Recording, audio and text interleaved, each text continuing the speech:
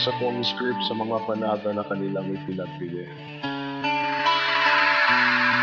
Isang manipis na puting kasinungalingan na may pinupahang ginto.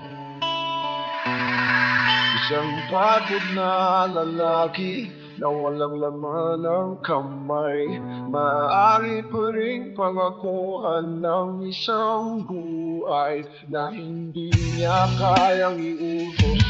At patuloy kong binabaliktad ang kaisipang iyon, parang isang manuwag na lambreng humuhuli sa ilalim ng lupa. Kung ang pag-ibig ay isang bahay, sino ang magbabayad ng upa? Sino ang gigising na rinutang para sa oras na tinugol niya? Dahil ito ang tawanan sa amin ng kapiya, magagandang salita na nagtatago ng utang sa kung saan isang pagpirma ng puso, isa parang pinalaya. At ang karatahimikan ay nagtatanong kung magkano ang halaga ng pagiging ako. Sabihin kong mahina, sabihin kong malinis, isang kasunduan na kadami sa isang makinang pangkasal. Kung ang taong salat ay manalo, ano ang mawawala sa kanya? Kung ang taong salat ay lumuhol, sino ang magtatali ng lubid? Hindi ko ito maaaring alisin, hindi ko ito maaaring hayaang madulas. Isang buto ng isang kasunduan na nanirahan sa loob kasal.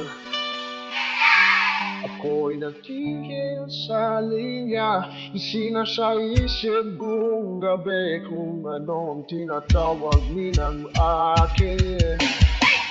Siguro mapait ako, siguro natatakot ako, siguro napansin ko ang mga pataka ng ating pinagsaluhan. Nakahanda na ang mesa, ngunit ang panukalang batas ay nananatiling natatakpan. Sa oras na ikaw ay maging tapat, ang katotohanan ay nakakulong na.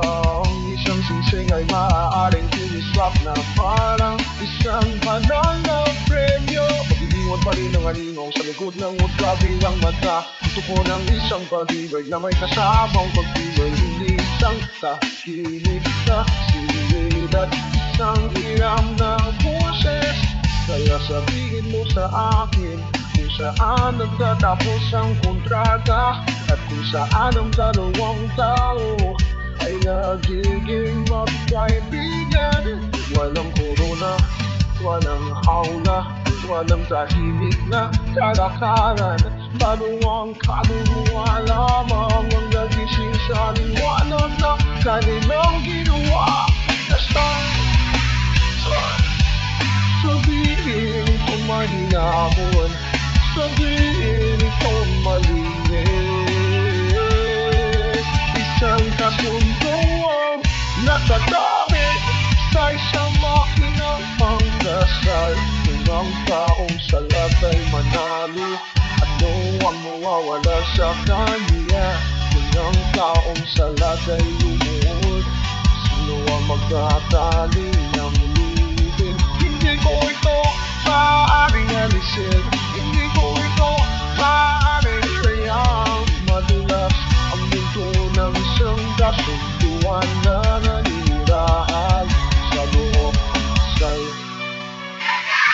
Ako'y nakatali sa linya, buong gabi kong iniisip kung ano ang tawag nila sa akin.